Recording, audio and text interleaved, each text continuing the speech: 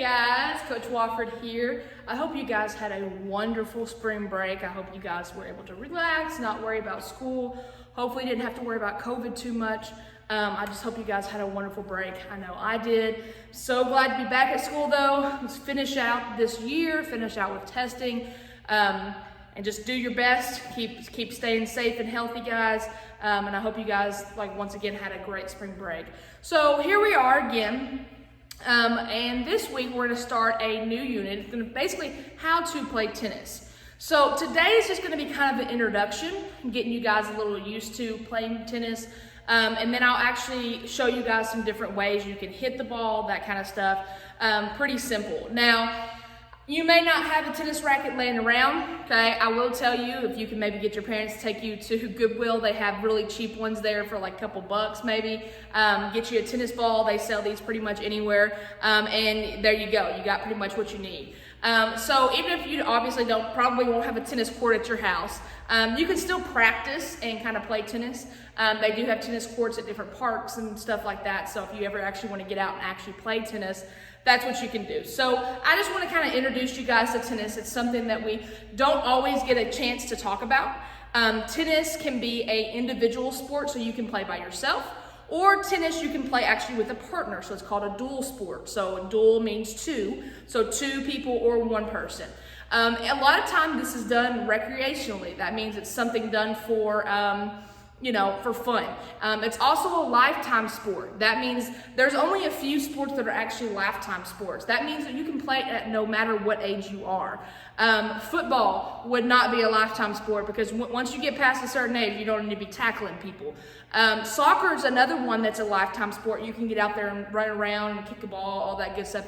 Any sport that it's not a contact sport, that means you don't have to touch each other, is pretty much can be a lifetime sport. So golf is another one that's a lifetime sport. So I kind of wanted to show you guys just a couple little things you can do with tennis. You don't have to have a tennis ball to do this. You can have any other type of ball, but tennis balls usually do work the best with the rackets.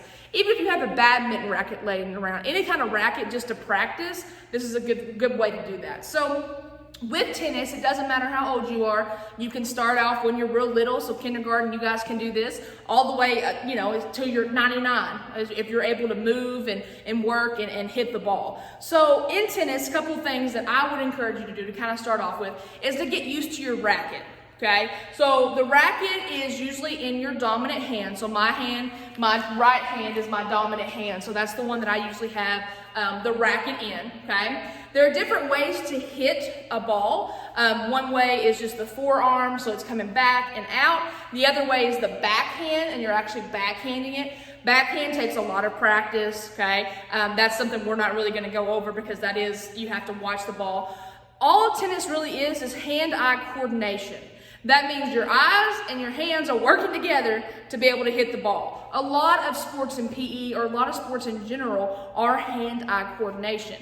So what that means is when I see a ball, I have to watch this ball to be able to know when I have to swing the racket.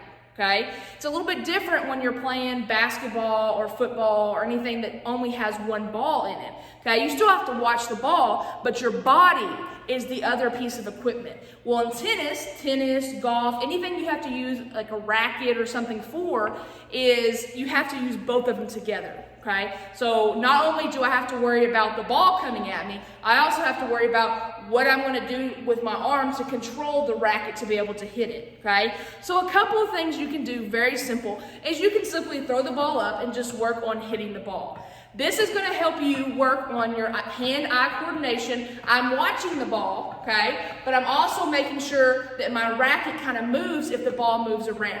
Okay? Because if I just stand here like this and I hit the ball, okay, and I'm not moving, it's going to go away, right? So you're trying to make sure that you are watching the ball, but you also know where your racket is. I tell students this all the time. Wherever you move is where it's going, okay? So just like, and we just got finished with Frisbee. So in Frisbee, I tell them wherever your arm lands and wherever your arm is out, that's where the Frisbee's going. Okay, you control the racket. You control this tennis racket. So you have to make sure that you're moving along with it. Okay, so if it's moving around everywhere, you have to move with it. Okay, you can watch it, and move with it. Simple enough, okay? The better you get with this, the easier it's gonna be, okay? Another thing you can do is you can put multiple balls on there. You can put a couple of them and just kind of move back and forth and make sure you're doing it right, okay? Hand-eye coordination, seeing where the ball is, making sure our hands are kind of doing exactly what we need them to do, okay? The stronger you are with this, the better you're gonna be at it with sports and even other things in life, okay? When you're driving, anything that you do when you guys get older, okay, is also hand-eye coordination. So the other thing that I'm going to show you today is get you a wall. So I have this wall right here, okay, it doesn't have anything on it. Make sure, I suggest you do this outside if you have a wall to your house or somewhere where you can actually hit the ball. Or if you have a partner that has a racket as well, you can just hit back and forth to each other on some kind of concrete. But I would not do this if you have windows or anything, so we don't want to break any windows with our tennis ball, okay? Because they are a little bit harder.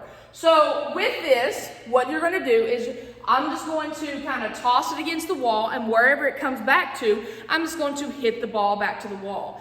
If I want to let it bounce once, I can let it bounce once. If I want to hit it in the air, you can hit it in the air. It doesn't matter. Okay, so with a forearm swing, you want your hand around the racket, okay, just like this. All right, towards the bottom, so you have more control of the racket. Because if you hold it up here, okay, it's who knows where it's going to go. You're unbalanced when you're doing that. Okay, so make sure you have your hand down and you can control the whole racket, just like in baseball too. Baseball, you have a bat and you have to swing. Okay, so in tennis, okay, because it is lighter, what you're going to do is you're going to do one hand. Okay, when the ball's coming to you, you just swing back and swing forward. Okay, so it's kind of like our tick-tock motion when we do tick-tock like this, throwing a ball, but it's more of you're kind of standing to the side and it's back and forward. Okay, so just kind of practice that. So I'm going to show you a couple times. I'm just going to kind of throw it against the wall. Okay, when it comes back to me, once you hit it, okay, and I can practice like that, going back and forth. Okay, I do a little backhand in there, all that good stuff. Okay, so as it's coming to you, just kind of work on it. Now, I suggest, I'm pretty close to the wall right here, so if you're going to be pretty close to the wall, just simply kind of do this against the wall, just to kind of practice, okay, your hand-eye coordination. Then I will scoot back, and that's when you actually start swinging, going from back to front, okay? You can also do the bull backhand if you want to practice that too. It's basically from here out, okay? But really, I just want you to kind of focus on getting used to your racket, being able to hit the ball consistently. That means over a period of time, continue every single time you're able to do it, okay? It's going to take practice. This is not something that most of y'all will be super good at first, and that's okay.